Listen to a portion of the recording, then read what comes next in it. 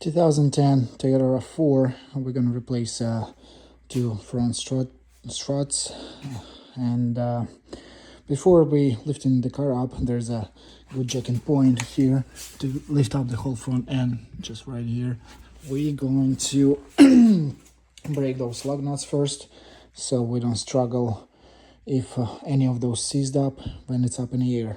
And we're gonna lift up the car, take the wheels off, put the jack opposite way. We're gonna lift up the car, put the jack stands, take the wheels off. So the car is gonna stay on the jack stands to be on the safe side, so the vehicle is not falling down on us. Okay, car is up in here. It's on the jack stands, nice and safe. Give it a shake. The car is not falling down. Taking the wheel off.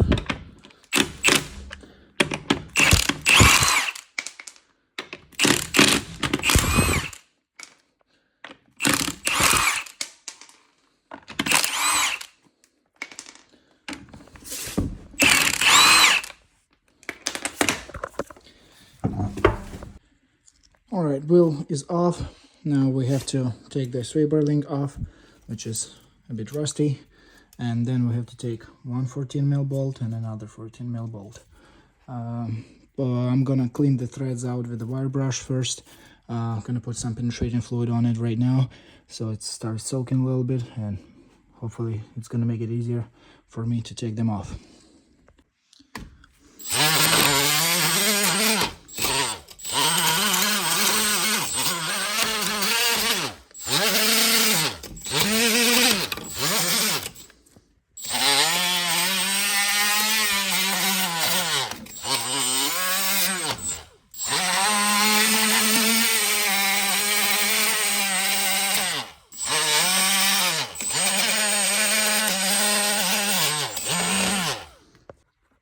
Okay, first we're gonna remove those two 14mm bolts so we can take all the wires out and brake line off, because when we're gonna take those two bolts out, the whole knuckle will want to go off, and we don't want any tension on the rubber hose or ABS wire sensor.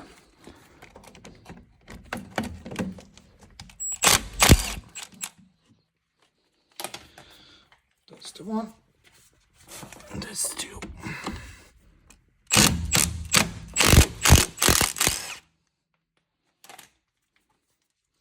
So, with this being removed, give it a little wiggle. It has like weird bracket shape for ABS sensor.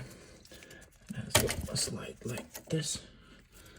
The brake line, give it a little shake here, and there's a little pin right here. There we go, it's out. So, and now we're gonna disconnect this plastic piece off, or just take the pick and take the wire out. Okay, taking the pick. Here we go. Wire out, brake line out. Now we gotta take the sway bar link off. To remove the sway bar link, it takes 17mm socket. I'm gonna put an impact on it. I'm pretty sure it's not gonna come off. It's gonna get it loose, but it's gonna catch up on still a little bit of rust, whatever left over there. Then I'll have to probably put this Allen key in there, which is a 6mm one. Before you put Allen key in there, the best thing is just to take a peek and just clean as much as you can here, so it doesn't go all the way in, and holds it pretty strong. If Allen key gets like just a little bit on the edge, it's just gonna round out, and then you'll have to find a way to hold it from the back, or just cut it off like that. But I'm not replacing the sway bar link, so I have to save it. That's why I'm taking extra precautions on this one. As I said, it should start spinning with the impact now. Like, I'll show you in a minute. Still nothing, so what we're gonna do, take the ratchet, wrench and ratchet, put it opposite way, make sure it's all the way in. I'm gonna start spinning. This Allen key goes onto on position, this one goes on off, and you just take the nut off. Still with all the cleaning, and clean the threads, cleaned inside because it's a bit rusty. She rounded out the 6mm, like it's not holding. I mean, like if I'll put a ratchet on it, it's just gonna spin. Well, it's not spinning now, but let me show you right here.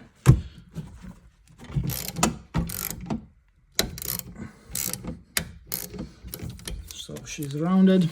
And what I'm gonna do next is take a pair of vice grips and just put them on this side, on this metal piece. So just be careful, don't get damaged the rubber boot, so I can reuse it. All I have left is just like a couple threads, and she would be off. But as usual, everything goes sideways with those sweeper links when they're older. I mean, at least here in Nova Scotia. Okay, so took this one out. I put a little pry bar in here to lift up the sway bar, so it pulls out pretty easily without damaging threads or anything. Next, we're gonna take these two nuts off. It's a 22mm and 22 on this side. Taking nuts off, taking the upper bolt out.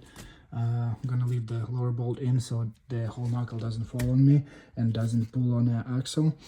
Then I'm gonna take 3 bolts right here. Geez, cause 3 nuts, 1, 2, and 3. Right here, another one. I'm gonna leave a couple threads on this one so the strut doesn't fall. And yeah, we're gonna take the strut out after. So, got the bolt out, just about this size. Still have lower one in, it's kind of moving. It's a good practice to put a jack under the knuckle. Just put it under the ball joint. It's gonna keep it nice and steady. At least as well I can just remove the nut and it still stays and doesn't fall. So all I have left is just this 14mm nut. The other 2 are gone, so I'm gonna lower it. Well, technically I need the second hand just to catch the strut while I'm taking this nut off, and then we'll have it out. Here's a comparison, new one to the old one. The boot is busted, the shock is start leaking. The main reason for the replacement of those is passenger side mount is totally busted. It's making a bunch of clicking noise and stuff, and obviously replacing 2 is a best idea. And I mean the second, I mean they're all coming, they're all bad, so I'm gonna replace both. Just main part, not to forget to transfer this clip over here on this side, so we'll have a mounting point for the ABS wire. To put it back in, we'll just do the same thing, just gonna take this stuff off, gonna place it in, like just shove it in, catch 1 nut on top, we can put a couple threads, and then align the knuckle into the strut and put a bolt in. So I got a couple nuts in, she's aligned, the bolt in. What I like to do is just put a little anti-seize over here on the part where it's gonna sit in the knuckle, so it doesn't seize up for the future possible repairs. And I don't know if it's gonna be me or another mechanic, it makes no difference. It's gonna be just easier to disassemble, so we'll push, and she's in. And to put everything back, it's kind of reversal of taking it apart. So we're gonna put a couple nuts here, put a saber link in, align everything here, put everything in spots, and we'll get back with the torque specs. Alright, so everything's snug now, so I'm gonna torque this 2 nuts to 177 foot-pounds.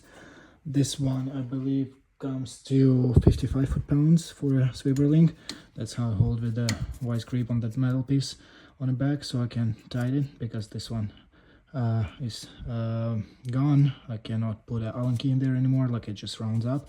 And this one, these three nuts, they are tightened to 37 foot-pounds, but I'm gonna tighten those when I'm gonna lower the car, because the car is gonna put all the pressure on it, so, and we will torque it to 37 foot-pounds, and then all I will have to left is just to put a wheel on, and she's done. And same thing on the other side. Okay, so this one's torqued, this one's torqued. Now I'm gonna put back everything. The brake line, which is we'll figure out in a minute how it goes. So I'm gonna put those two bolts back in, and I'm gonna put a little bit of anti-seize on these bolts, because they start getting rusted like this, and then hey, they might not come out next time, so I'd rather put a little bit of anti-seize on this one. This one goes there, and this one goes through the clip over here. I think the torque spec on them is 14. Torque spec on these two bolts is a 14 foot-pounds, so not much, just a little snag. So the way to put this one back in, it just hose goes under, this piece goes up like this, stays like this. This one, the inner bracket goes in, up like that, and just slides down. And then you align the hole for the bolt like that, put the bolt through, and torque spec 14 foot-pounds, this one and that one. And I'm gonna transfer that plastic clip to hold this ABS wire, and this side is done. Just gonna need to put the tire on, and as I said, we're gonna tighten those when I'm gonna lower the car. All right, so the wheel is back on, jack stands out, the other side is replaced as well, so it's brand new there. And now vehicle is back on the ground. I like to just give it a couple good shakes, and then I'm gonna tighten this bolts to 37 foot-pounds.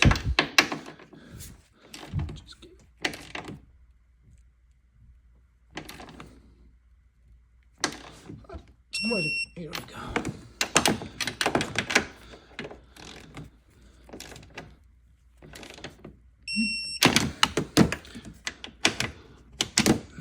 It's gonna be a little hard to get the back ones. I'll have to lift up this one a little bit up, or get a bit more stabby socket. But we can do these ones for now. So